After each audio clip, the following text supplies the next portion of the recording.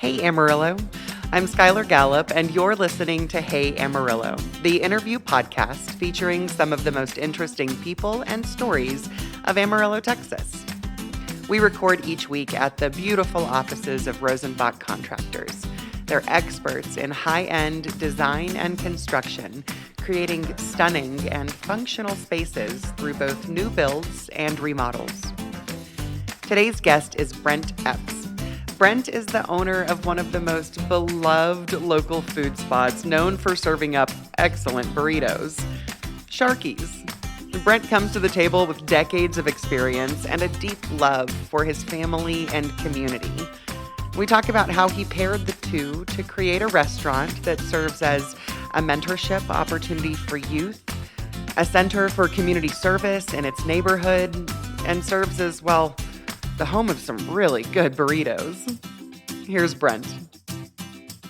Brent Epps, welcome to the Hey Amarillo podcast. Thank you for having me. Excited to. So I've had to prepare myself because I had a light breakfast, and I always regret whenever I have restaurants or foodies in before. I need to just always schedule these right after lunchtime. That's fair. That's fair. So we're all preparing. Maybe grab a snack for our listeners, but excited to talk to you. Well, thank you for having me. Yeah. So let's kind of start at the beginning. Tell me about where you grew up and what childhood Brent Epps was like. That's a tough one. No, I'm kidding. I grew up here in Amarillo. Both of my folks were from here. Had an older brother. Went to Amarillo High School. Graduated 1985. And have been here all my life. Our whole family, my wife's family is from here, so it's a blessing being in Amarillo. Perfect. I think it's really wonderful that you own kind of what I view as like a really strong Amarillo staple. It's Sharky's Burrito Company. Well, thank and you. that you guys are so staunchly entrenched yourselves, like personally in the community. Well, thanks. It's been fun. I've enjoyed being here, and even my earlier career was raised with some guys that were from Amarillo, and it's neat seeing local people keep surviving in this town. It's fun. I've enjoyed it. Love Amarillo. Would never want to leave, and don't understand why people do. Yeah. Okay, so after Amarillo High, I know that you kind of like got straight into restaurants and food. Tell me about that journey a little bit. I kind of did. I'll be honest. I didn't know what I wanted to do, and grew up and went to WT. I was going to thought I'd be a football coach. Loved to be around kids, loved to mentor kids, and thought that would be my path. Was waiting tables at Santa Fe restaurant back in the day. Actually was able to work with my older brother and just got to be around a good group of people that taught me a lot about the business. And honestly, we were waiting tables there. Kevin Oliphant and David Wilson were running Santa Fe at the time, and had the opportunity to open up a new concept right across the parking lot called All the Fixins. It was a home cooking restaurant concept, and when they opened it up, David was going to go across the street and run that, and really just kind of was looking for employees and even management. And to be honest, I didn't even think about it. And after a while, he called me in one day and said, "Would that be of interest to you?" And I said, "Well, sure. I'm going to school, but I'd love to give it a shot. I don't have any other plans and wouldn't mind that opportunity." Yeah, that's cool. So what were you studying at WT?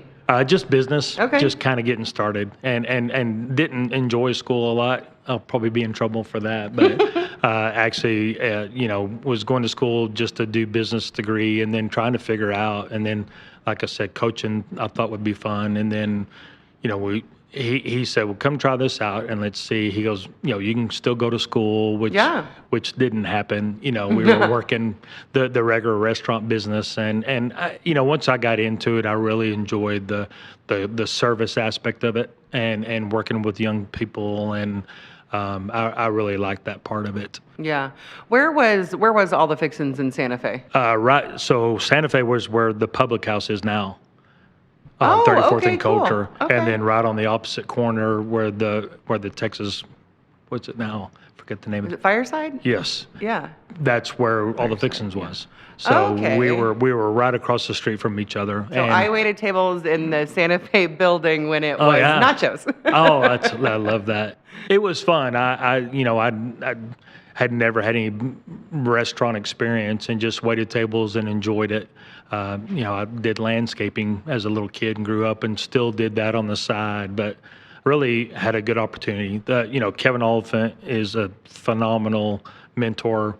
There's half a dozen restaurants today because of him. Yeah, what are some of those that he was involved in? Jorge worked for me and Kevin back in the day.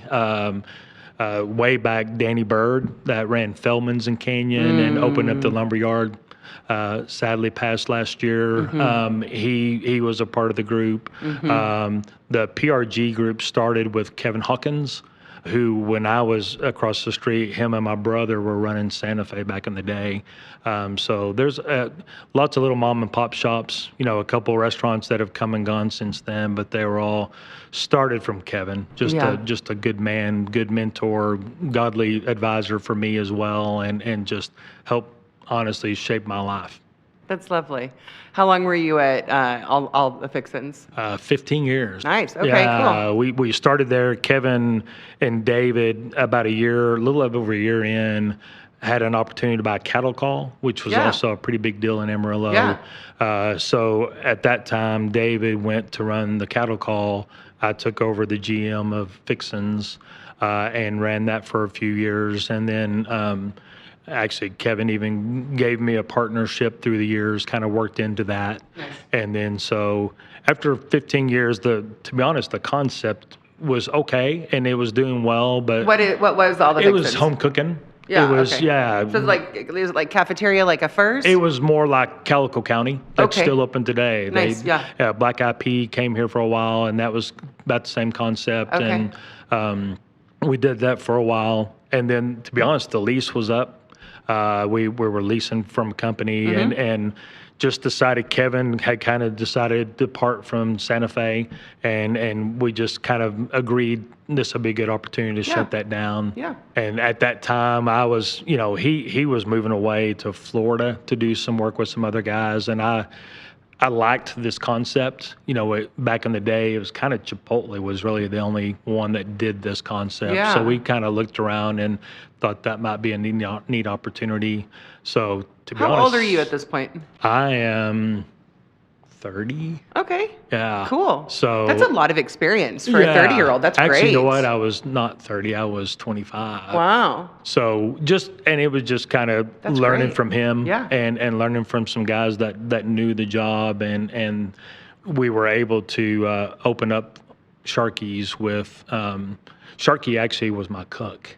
He was my cook at all the Fixins for almost the whole time. Oh, that's perfect. And so when we opened up the concept here, it was really me on my own. I had a friend that kind of helped me with some construction. We were able to take over an old Toot and Totem, and we did the construction ourselves, just kind of a real low end, and let's see if it works out and see if it happens. And we were able to get it started that way. And was this the original location? Yes, is ma'am. the one up here on Georgia? Been here the whole time. So we were able to buy that, and actually Mr. Mitchell later built the big Toot and Totem on the corner. So the building was great, good size for Amarillo, good part of Amarillo to be, I think. And so we started super slow and just kind of started off with a small SBA loan, had very little money. I was able to even buy the old equipment from Santa Fe from Kevin. Perfect. He was, again, a blessing to me, just giving me those opportunities and almost unheard of, just to be able to start it off that way. And was able to get the store started. Did pretty well the first year. What year was that? It was in 2004. 2004. July 5th of 2004 is when we opened. And what was your vision for Sharky's Burrito Company at that point? You know what? That's a great question. I've never really dreamed of having multiple locations and being a franchise owner, and I'm kind of a homebody. Love my family, love my church family, and wanted to be able to, go to my boys' football practice, and I wanted to be able to work and be able to take off when I needed to. So it was to, hopefully have a successful store that could support the family, but not that probably doesn't sound right, but I was never into it to make millions of dollars. I'd rather just feed the family and enjoy life. Yeah, I actually think that I think kind of relatively often that sort of like pragmatic, I want to be able to kind of set my schedule around my Right. family drives entrepreneurism. Yeah. It's like a very like kind of basic, like, well, I don't need to go work 9 to 5 for somebody else or Yeah. whatever the hours are. And It works. exactly. Has that served you well? It really Yeah. has, and it's exactly that. I was never wanting to, there was some opportunities for franchises, and I never liked that thought. I thought, if we were going to do it, I'd rather do it on my own, and Yeah. I'd rather, Amarillo is such a great place to be, and people are so good to locals, and I thought, I'd rather do something to where I can tweak it, I can change it if I needed to, and we did. The first year we would change recipes up and add a few things, and do some of the items that we needed to, and it was, I can change it today if I needed to. You don't need permission to do that. Yeah, You don't have totally. to ask somebody else to do that, and also a lot of those franchises, in my opinion, are so different because Amarillo is just a unique place. It's kind of hard for somebody to come into Amarillo and try to make the rules fit for a small town like this, I think. Yeah, I think we see it a lot. Yeah. Definitely. Fun place. What are some ways that Sharky's like has evolved over, I guess that's what, 22 years now?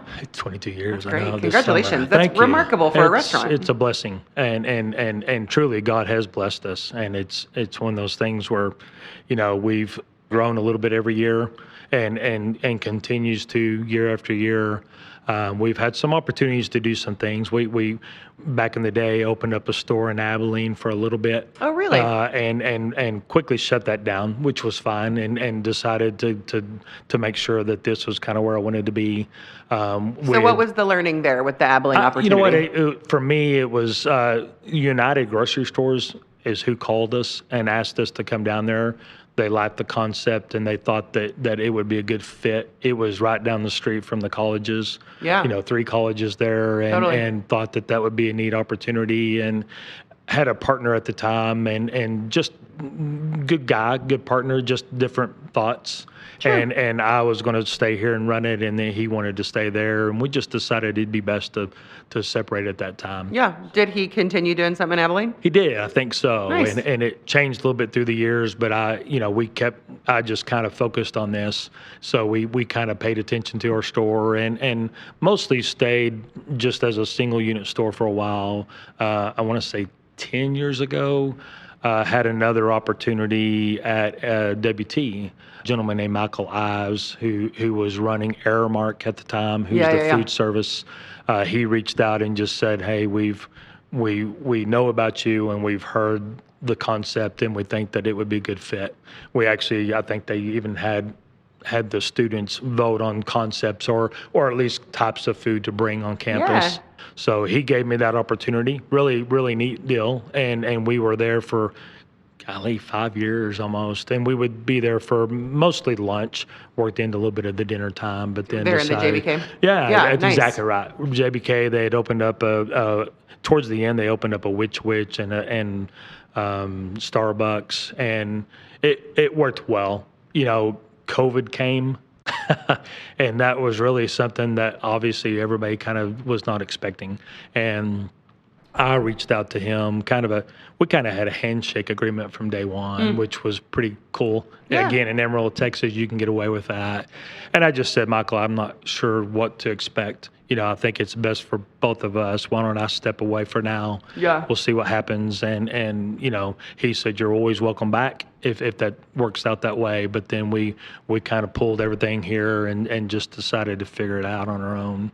Opened up our drive-through at the time, which that was a good call, I guess, after the fact, just because we were able to do that. COVID was a pretty tough time, trying to figure out how to get food out. We had to tweak it almost on a weekly basis. Yeah, take me through some of that. It was so unique for restaurants. It And very was very difficult. unique, and it was probably better for us just because to-go food with a burrito wrapped up in with chips was almost like a sandwich to go. Yeah. It didn't affect people like the nice high-end steakhouses. Yeah. Trying to do that to go was difficult, and we have a great crew. My staff has been phenomenal from day one. My oldest son works for me.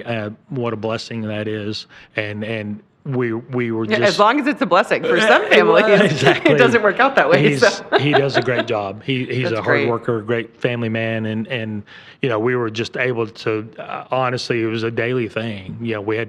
There was times that we'd have people drive through the parking lot. We'd put sticky notes on their car and park them, and go inside and make it and bring it out. What a time. It was just different, and then the drive-through helped, and even with health department regulations, there were just so many things to follow through, but somehow we survived it.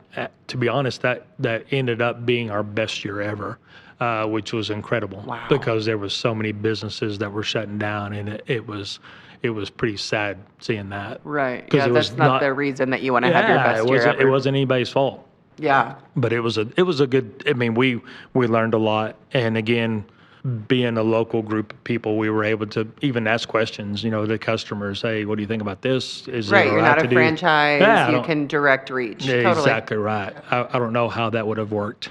Yeah. Having somebody else from somewhere telling you what to do. Yeah. Be kind of tough.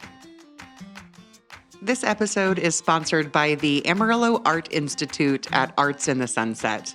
If you haven't been, this place is an amazing center for Amarillo's vibrant art scene. They have monthly events, including the First Friday Art Walk, which showcases the artists they have in residence, and there are some incredibly talented people with all sorts of wares and mediums there. They also offer classes for children and adults in things such as glass blowing, weaving, and pottery. All of it really is just so cool. Check them out on Facebook. That's Arts in the Sunset. Okay, I have questions about kind of how you run Sharky's, because Sharky's is so efficient.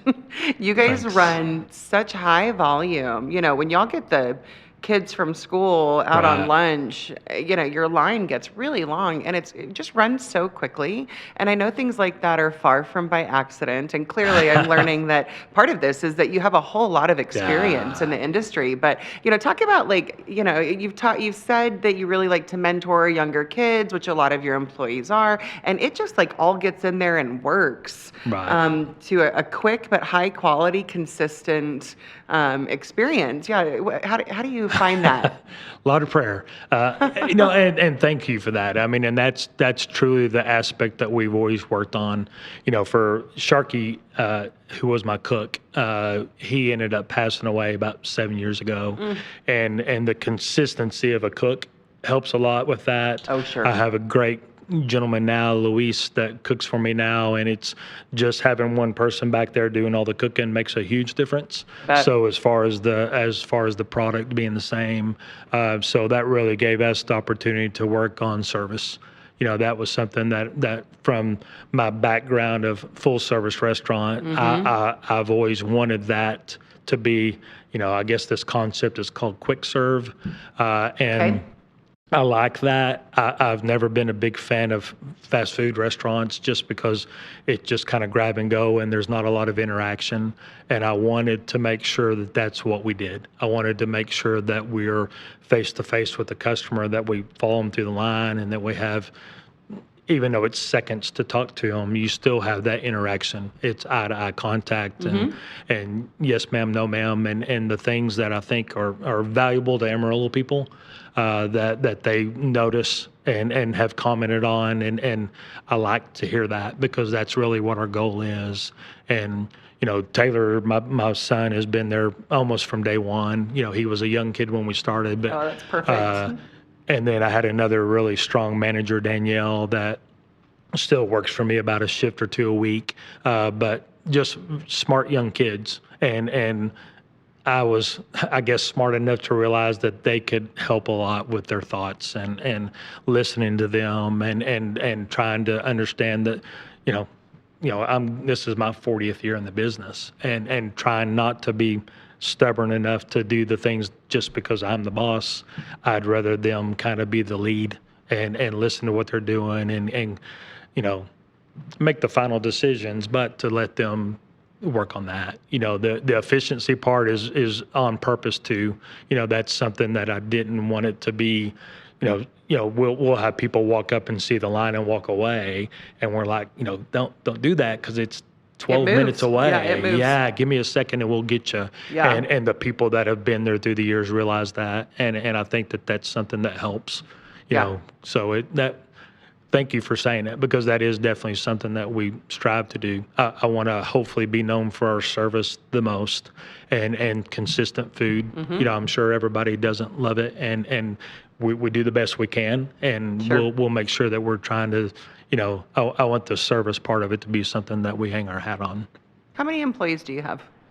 About 50 overall. Oh, cool. I know. What are your hours through the week? You know what? We're 11 to 9, Monday through Saturday, closed on Sundays. And a lot of them are younger, high school, first time job kind of kids. And we know that and realize that we've got to work with their schedules with them. We've got to make sure that they're doing, to be honest, we let them kind of come to us and say what I want to work.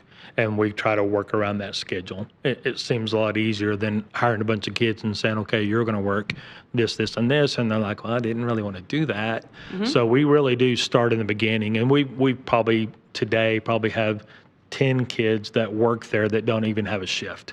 But they're able to pick up when they can. They might be in soccer or they might be playing baseball at this time. And then we try to rotate these kids in just for that reason. It makes it hard.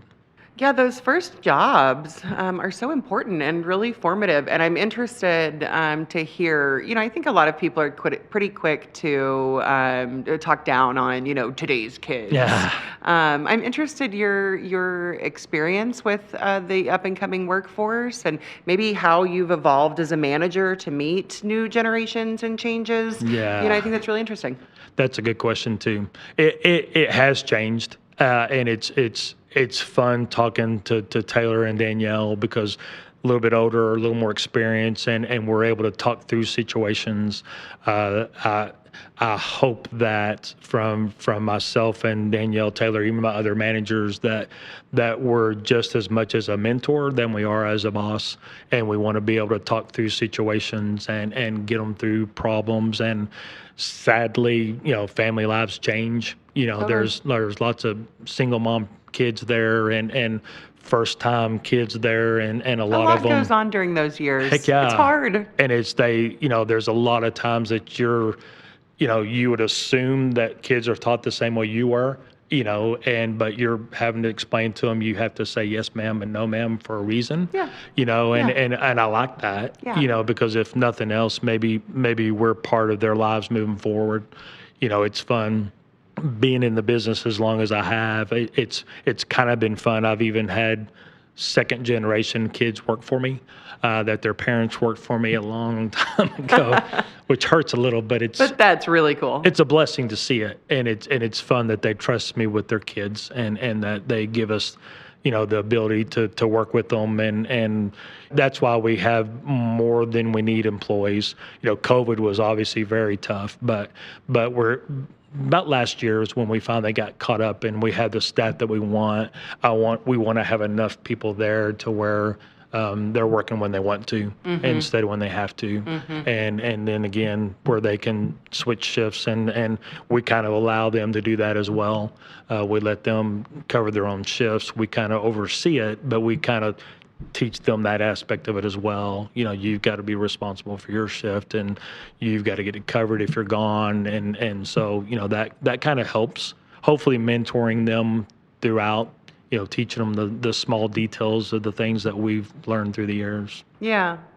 So you're right over there by Tascosa and St. Andrews, a lot of school populations. What is like your involvement in that community look like? What do you enjoy doing? What does that look like for Sharkies? It's fun and we get a pretty good crowd from those groups because they're pretty close. Yeah. It's fun seeing, You can tell when schools are blessed with a longer lunch break, because we'll get some kids from Randall or West Plains or something like that nice. at that point. Yeah.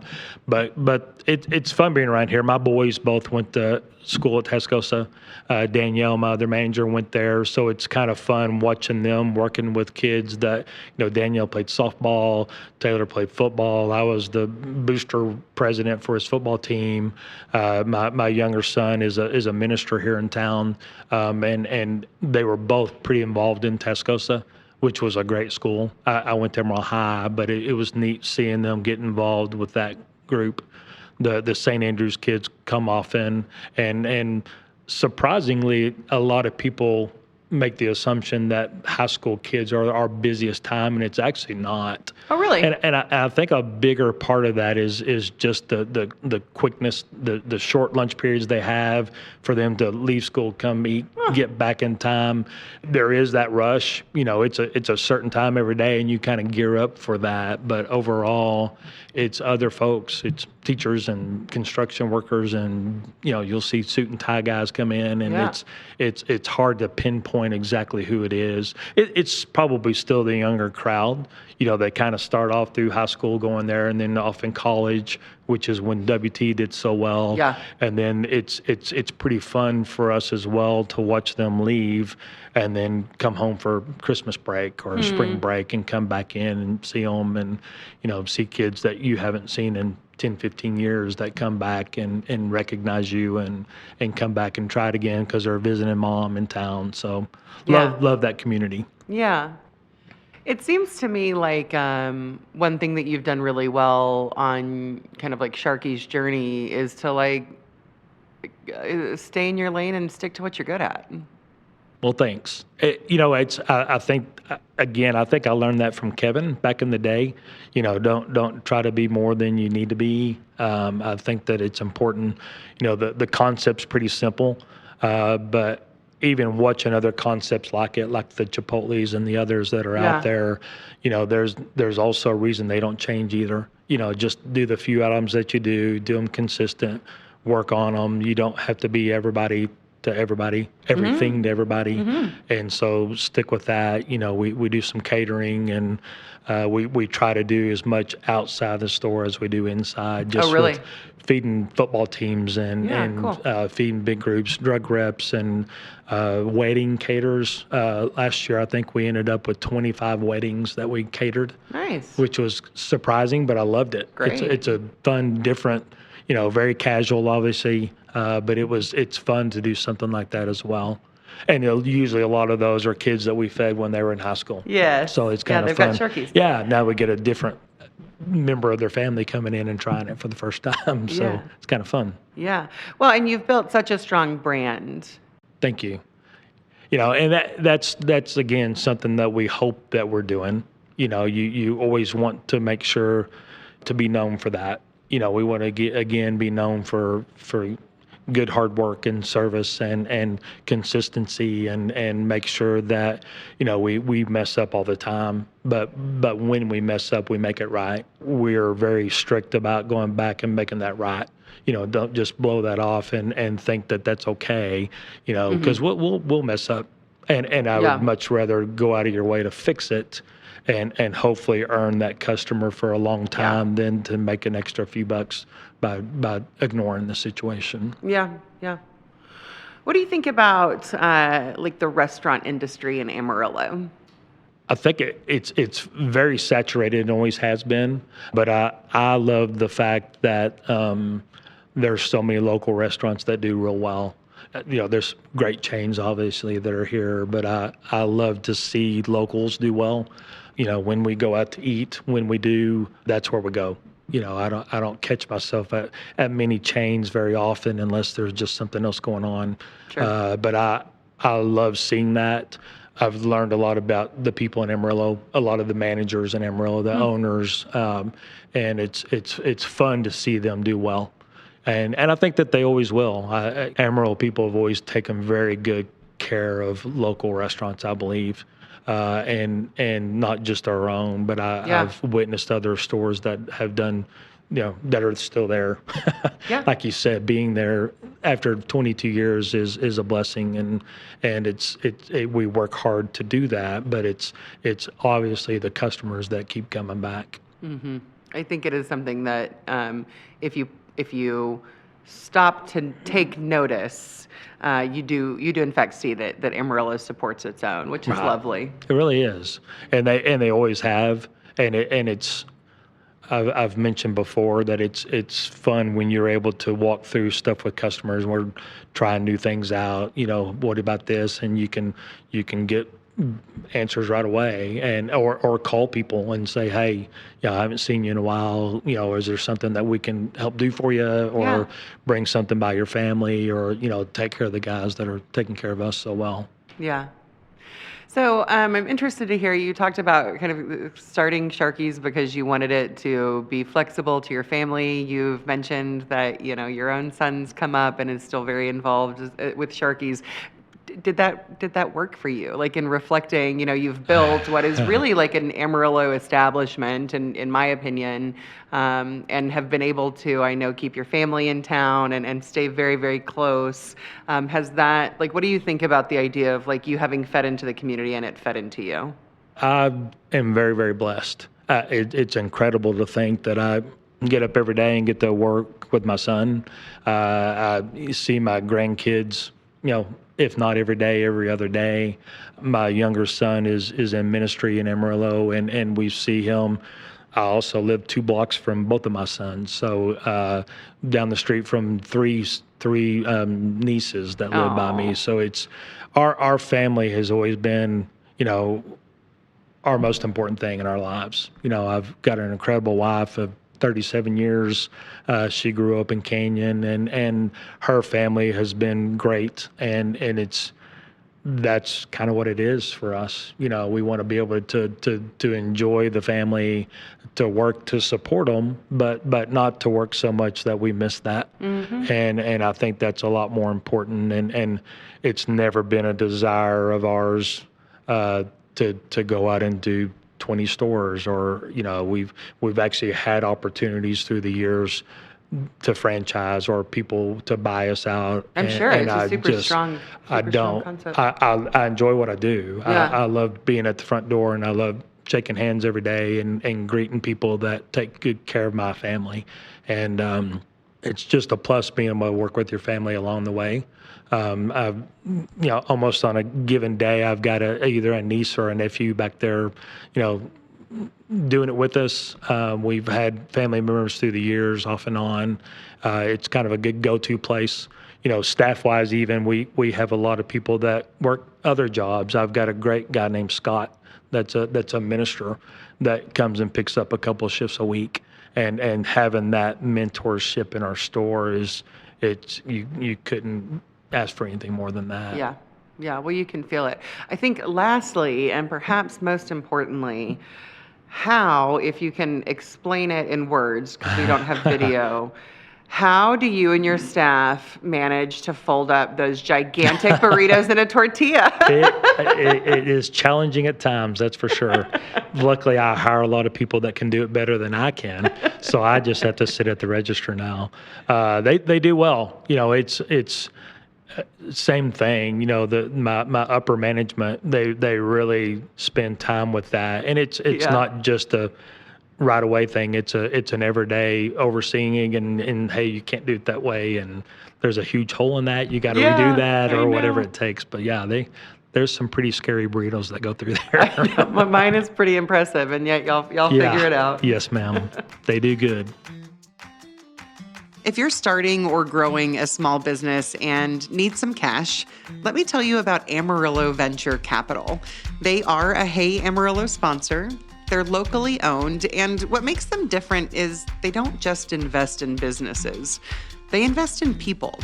So whether you need $5,000 or $50,000, they offer flexible asset-based loans, often with funding in a week or less. And it's not just the money.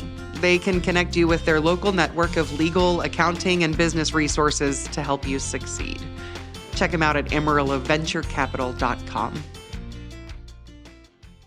Okay, I'm back with Brent Epps. Brent, this is a part of the show we call 8 Straight. I've got 8 fast ones for you. Okay. Okie dokie. When you think of Amarillo 10 years from now, what do you hope for? You know what? I hope Amarillo continues to grow like it does. I love the fact that it's that small town feel. The people have always been what makes Amarillo special. But I know that it has to grow. I think we all have to grow, but I hope that it continues doing that and keeping that small town feel. When was the last time you went to Paladura Canyon? Believe it or not, last week. Nice. My sister-in-law has a place out on the rim. Oh. So we went out there last week just to hang out. Went to the Sad Monkey Mercantile, and Mr.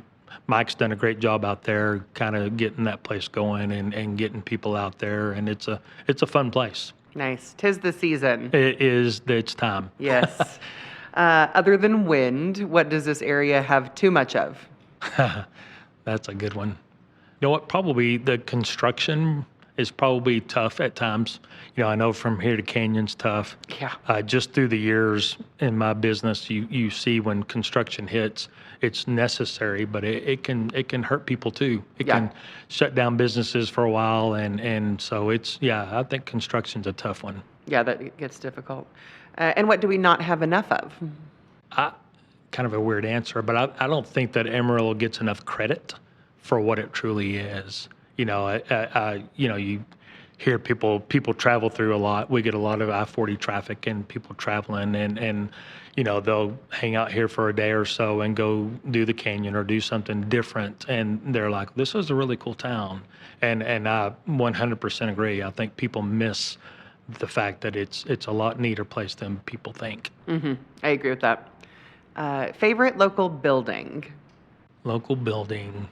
Santa Fe building's always been cool to me downtown. I've always loved that. One of my favorite restaurant buildings, a friend of mine, Danny Bird, opened up the lumber yard down in Canyon, and just the thought process of that and the cool courtyard that he built, and being in the business, I like those thoughts too. Appreciate it. Yeah. Yes, ma'am. It Did is a a great cool job. spot. Yeah, Very for cool sure. place.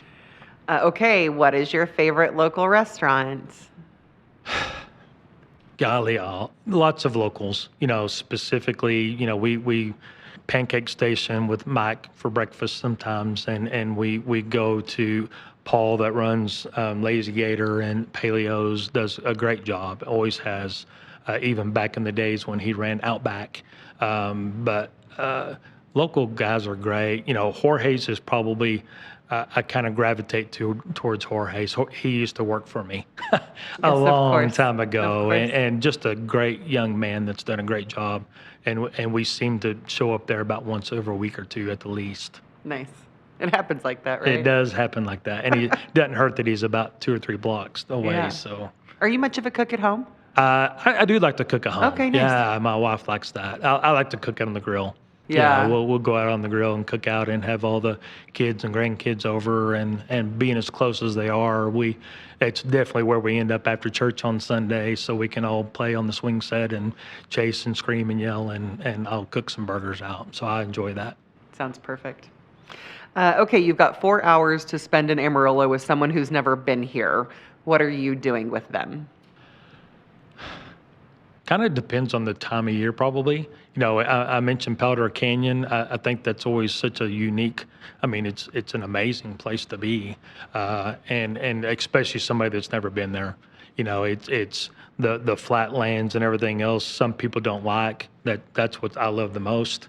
The sunsets and the sunrises But Powder Canyon's a fun place to go hang out. Take a lunch and now the Sad Monkey down there. Go have a pizza out there beforehand or just hang out. But if it's football season, the football games are always fun at this time, in the springtime, in the fall. So I enjoy that as well. The high school football games? Yeah, they're pretty fun. Cool. WT's fun too. They've done a good job at that. Yeah, did you say you played there? No, I went to school there for a little bit. Oh, and you were going to coach. That's yes, what you ma'am. That's I right. was going to coach. That's right. Yes, ma'am. Go. Okay, so what do you think people get wrong about Amarillo? Probably the fact that they, kind of like I just mentioned, they don't realize how special of a place it is. It's the Bible Belt. I love that. I love our church home. I love the fact that they get it wrong because they don't really pay attention to what Amarillo is. It's just a little small town. People travel through and don't stop, and you kind of have to stop to figure out what it's about. Because that's when you start to. It's 100% about the people, and until you stop and talk to them and figure out the stories that are out there, you're missing out on it. You're lost, to be honest. I completely agree. Yeah. Brent, I like to end my episodes by offering my guests the opportunity to endorse something. So something to do, know about, try out, get involved in our area. What would you endorse to listeners? You know what? My faith is very important to me. We've got a great church home at Hillside Christian Church.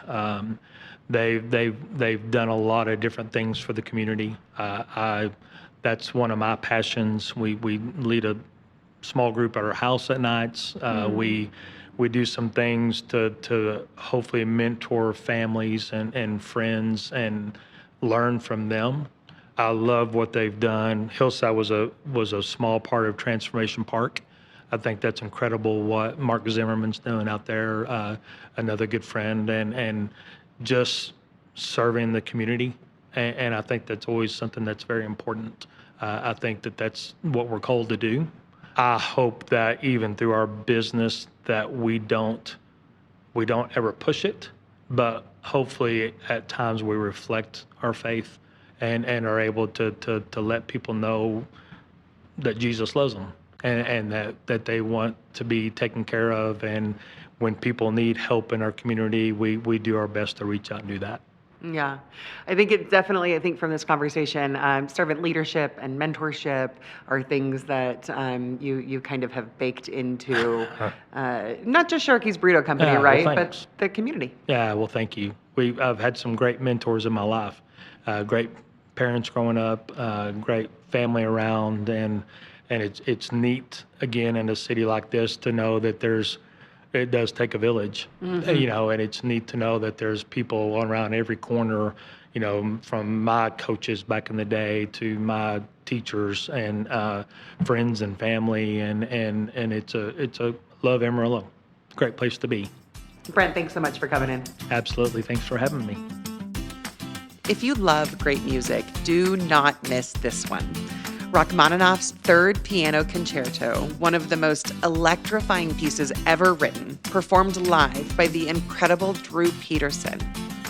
Add Prokofiev's Fifth Symphony and the Amarillo Symphony Youth Orchestra, all under the baton of George Jackson. It is going to be a night to remember. It's March 27th and 28th at the Globe News Center. Grab your tickets today at amarillosymphony.org. And that concludes the episode.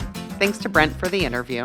Thank you to the Amarillo Art Institute, Venture Capital, and the Amarillo Symphony for supporting the podcast, and to Broderick Adams for editing every week.